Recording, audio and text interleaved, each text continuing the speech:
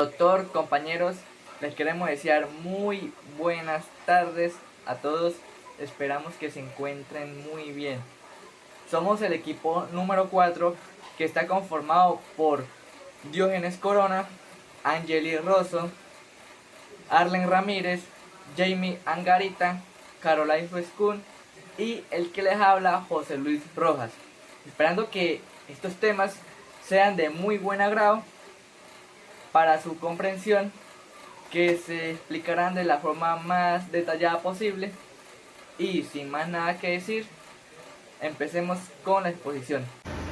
Buenas tardes para todos, mi nombre es Jamie Angarita y les voy a hablar sobre el juramento.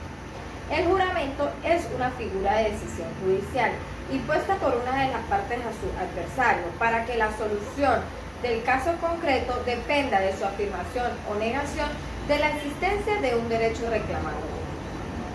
El juramento se puede clasificar en dos partes. Nuestro Código Civil venezolano, en su artículo 1407, indica que el juramento se divide en dos especies. La primera, el que una parte difiera a la otra para hacer depender de él la decisión del juicio. Este es llamado juramento decisorio. Y la segunda es la que difiere el juez de oficio u otra parte y es llamado juramento deferido. Juramento decisorio es un tipo de prueba testimonial que sirve para dar por terminado el proceso sobre los derechos disponibles de ambas partes. Además, hay que mencionar que con la declaración hecha sobre la verdad de la demanda termina este proceso. Nuestro Código Civil venezolano, en el artículo 1408, indica que el juramento decisorio puede deferirse a toda especie de juicio civil. No puede deferirse sobre un hecho delictuoso ni sobre una convicción para cuya validez exija la ley un acto escrito, ni para contradecir un hecho de que un instrumento público atestigua haber pasado en el acto mismo ante el funcionario público que lo ha recibido. Un instrumento público atestigua haber pasado en el acto mismo ante el funcionario público que lo ha recibido. La capacidad. La capacidad para prestar juramento es universal. O dicho de otro modo, no cabría hablar de una capacidad concreta para prestar el juramento o de unos requisitos explícitos que otorguen la facultad necesaria para poder participar activamente en el mismo. No importa la edad, no importa el sexo del que diga que ha jurado. Y por último, el objeto. El juramento puede ser tanto una promesa como una declaración de hecho, invocando a algo o a alguien que la persona jura y que considera valioso o sagrado. Por lo general se jura por Dios. El juramento se puede referir como objetivo la afirmación o la negación de una cosa, la verdad de un hecho o la promesa de alguien. Muchas gracias. Buenas tardes, mi nombre es Caroline Frescún. Les voy a hablar sobre el procedimiento de juramento. Una vez que el tribunal se haya constituido, se procederá a recibir juramento o promesa a los seleccionados. Puesto en pie, el magistrado dirá: juran o prometen desempeñar bien y finalmente la función del jurado, con imparcialidad, sin odio ni efecto, examinando la acusación, apreciando las pruebas y resolviendo si son culpables o no culpables, los delitos objetos del procedimiento, los acusados, así como guardan secretos de las deliberaciones. Fijación del acto. Se celebrará la audiencia oral, la cual tendrá lugar tanto en su fijación como para su práctica, dentro de las 96 horas a partir de la última notificación efectuada, para dar cumplimiento a la brevedad y falta de formalidad. La notificación podrá ser practicada mediante boleta o comunicación telefónica, fax, telegram, correo electrónico o cualquier medio de comunicación. Citación. Admitida la acción se ordenará la citación del presunto agraviante y la notificación del Ministerio Público para que concurra al tribunal a conocer el día en que se celebrará la audiencia oral, el cual tendrá lugar tanto en su fijación como para su práctica, dentro de las 96 horas a partir de la última notificación efectuada. Inasistencia del citado. La inasistencia al contestar la demanda, lo que crea una regla de prueba legal y que se está ante una vinculación que la ley impone el juez para que lo fije unos hechos como ciertos. Oportunidad de promoción. La promoción de la prueba en cuanto al medio que sirve de respaldo a la actividad probatoria y al resultado de esta, en una primera explicación podrá señalarse como el punto de partida del fenómeno probatorio. Gracias. Recibo un cordial saludo, doctor. Mi nombre es Angeli Geraldine Rosso Zambrano. Continuando entonces con el orden de ideas, procedemos a dar explicación al tema número 11, denominado como la prueba de testigos. Bien, primero que nada, ¿qué es la prueba testimonial? El testimonio es un medio de prueba judicial, indirecta, personal e histórica que consiste en la declaración representativa de una persona que no es parte en el proceso en que se aduce hacia un juez, con fines procesales sobre lo que se debe respecto a un hecho de cualquier naturaleza. Ahora bien, hablemos respecto a las características del testimonio. Primero que nada está la característica representativa, ya que este es un acto humano dirigido a representar un hecho no presente, es decir, acaecido antes del acto mismo. Esa reproducción o reconstrucción se obtiene gracias a la memoria del testigo, que guarda o conserva la percepción y permite recordarla posteriormente en el momento de la declaración. Otra de las características del testimonio es la característica indirecta, en el sentido de que no se identifica con el hecho por probar, que es su objeto, por lo que el juez llega al conocimiento de este de manera inmediata, a través del testimonio del cual lo induce y no directamente o en forma inmediata por su propia percepción. Y la otra característica es la característica histórica, porque con ella se reconstruye o se reproducen hechos pasados o que todavía subsisten, pero cuya existencia data desde antes que se produciera el testimonio. Hablemos un poco entonces del objeto del testimonio. El objeto del testimonio es la percepción del hecho o de deducción de estos por el testigo, sus juicios o opiniones sobre los mismos, incluyendo la calificación jurídica y los hechos realizados por el declarante. Solo se excluyen los juicios de valor, puesto estos implican un concepto subjetivo de aprobación o desaprobación ajenos a la simple narración del hecho, más los juicios de hechos si se encuentran permitidos, toda vez que estos son necesarios para la descripción de lo percibido y para la adecuada apreciación del acontecimiento pasado. Pasamos entonces a dar explicación referente a las limitaciones de la prueba testimonial. La primera limitación es la limitación de la prueba testimonial en razón del valor de las obligaciones. Esta primera limitación se encuentra regulada en el artículo 1387 del Código Civil, referido a la inadmisibilidad de la prueba testimonial para demostrar la existencia o inexistencia de una convención celebrada con el fin de establecer una obligación o extinguirla. La segunda limitación es la limitación de la prueba testimonial en razón de la existencia de la prueba instrumental. En principio de que no debe admitirse prueba testimonial para probar una cosa contraria a lo pactado por lo instrumento público o privado o que lo modifique, ni para justificar lo que se hubiera dicho antes, al tiempo o después de su otorgamiento. Es indudablemente muy racional, porque si se admitiese una prueba, en estos casos se destruiría la fijeza que se busca cuando se otorga un documento. Otra de las limitaciones es que no se admitirá prueba de testigos respecto de una obligación que haya sido debido constar por escrito.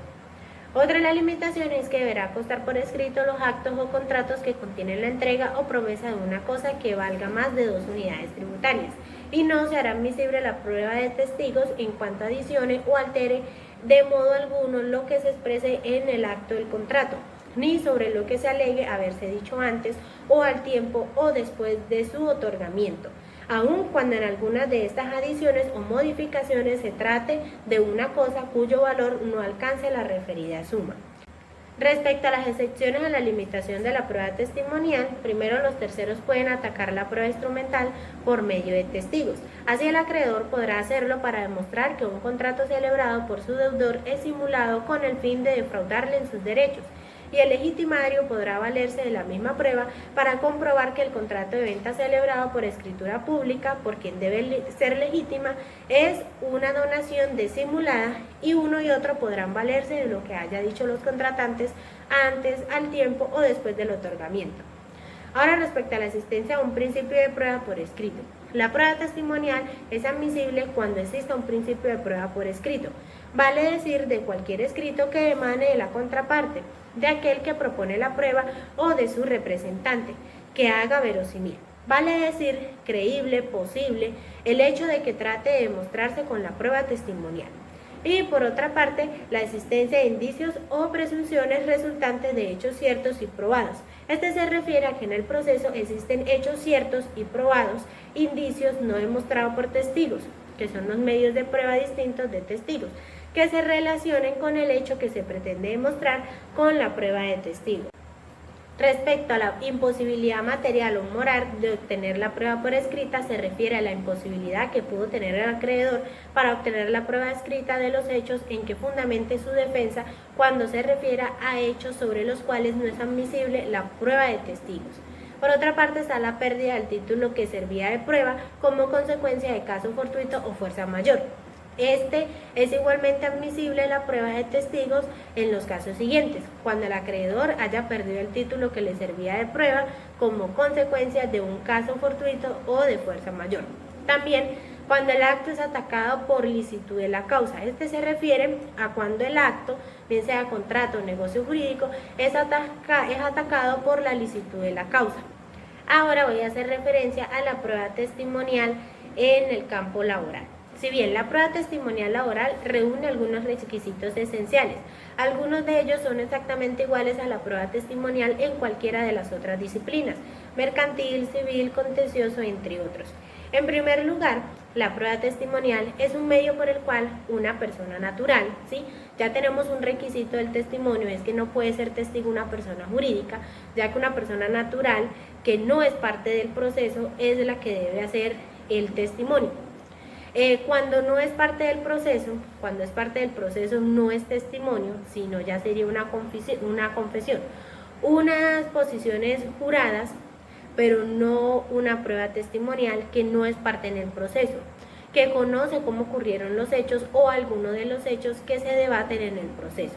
Esta acredita oralmente, esto es importante porque los expertos acreditan mediante informes, mediante prueba escrita, de ahí mientras que los testigos acreditan oralmente en el tribunal la información relacionada con lo que se debate.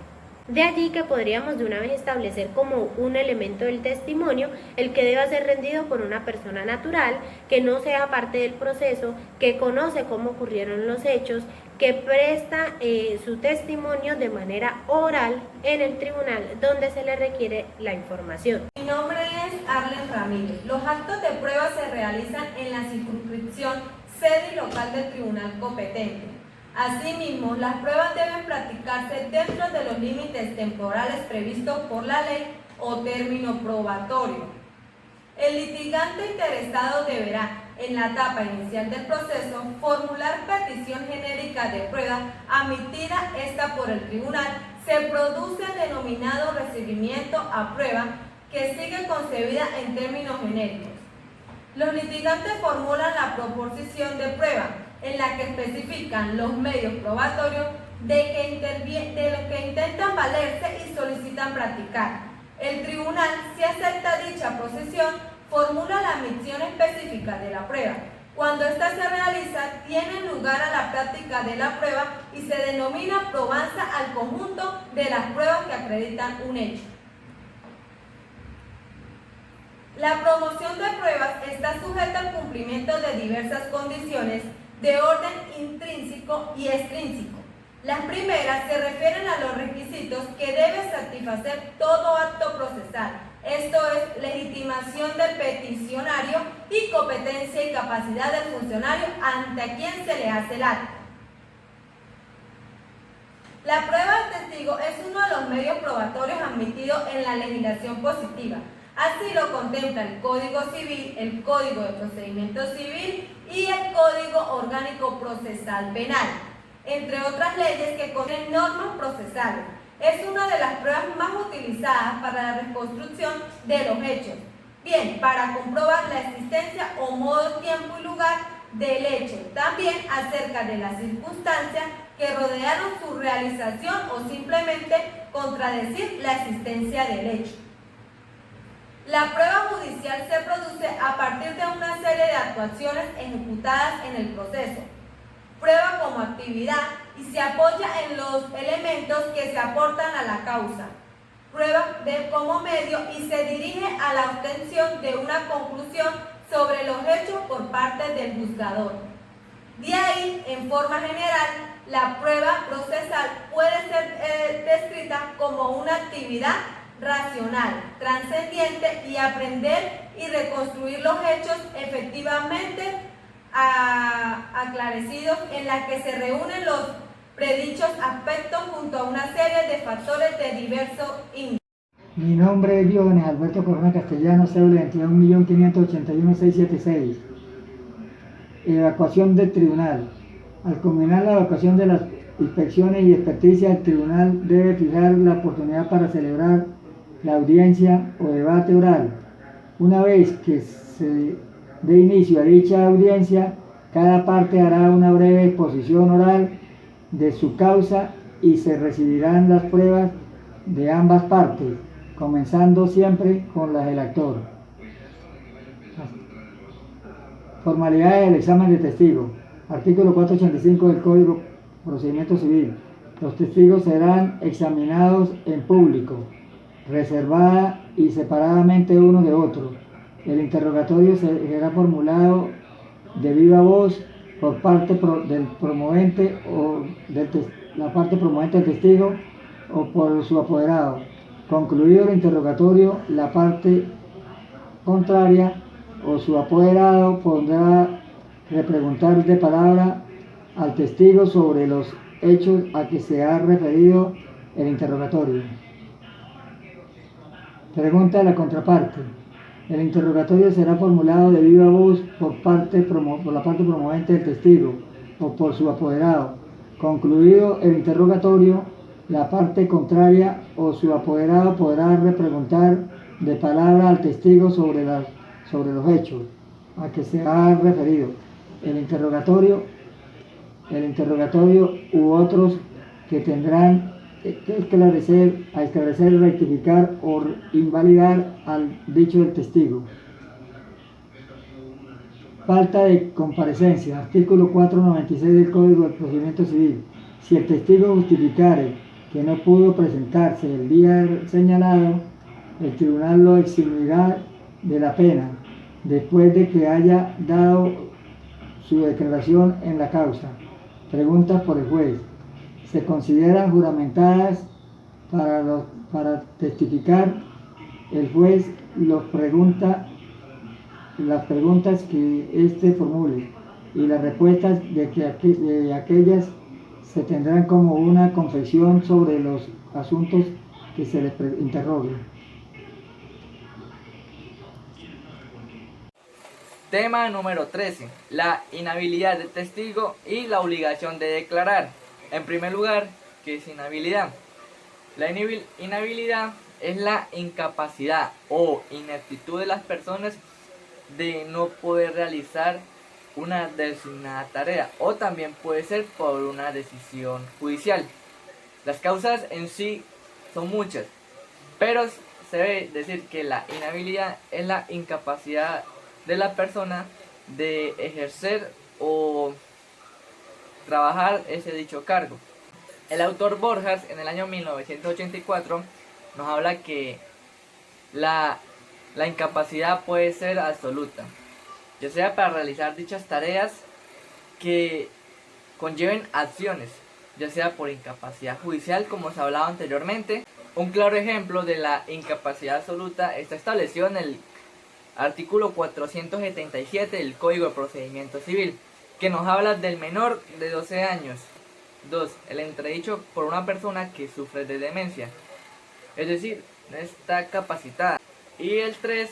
El testigo profesional, que tipificado en este artículo, estas son las personas que tienen esa incapacidad. Por otra parte, los artículos 478, 479 y 480 del Código del Procedimiento Civil nos habla también de esta incapacidad a causa de la inhabilidad relativa a prueba testimonial, es decir, está limitado y por ende no puede. ¿Cuáles serían unos ejemplos claros de este punto? Un gran ejemplo sería el parentesco de consanguinidad, es decir, que sean familiares. Realmente esto da un impedimento de que no puede realizar esa dicha función. O afín con la parte promovente, que es de la prueba. La obligación de declarar. Claramente todas las personas tienen la obligación de declarar según lo tipificado en el artículo 208 del Código de Procedimiento Penal. En sí, como se ha dicho anteriormente, pues tienen sus variantes excepcionales. Es decir, que hay muchas personas que no pueden dar esa prueba testimonial por los artículos que se han mencionado anteriormente. Pero toda persona tiene ese derecho y también esa obligación de declarar mediante un juramento que hace la Constitución. Es decir, que sea juramento de la total veracidad, con el objetivo de llevar una justicia, de llevar el camino recto del derecho, ya que en todo este derecho tiene que haber un buen procedimiento con el objetivo de que se haya la pura justicia, ya que todo ciudadano debe rendir la veracidad de todo proceso de investigación, con el objetivo, como se ha hecho anteriormente, y de que la ley se haga cumplir en todos los aspectos. Así que sin más nada que decir, esperamos que esta exposición haya sido de muy buen agrado para todos ustedes, doctor y compañeros.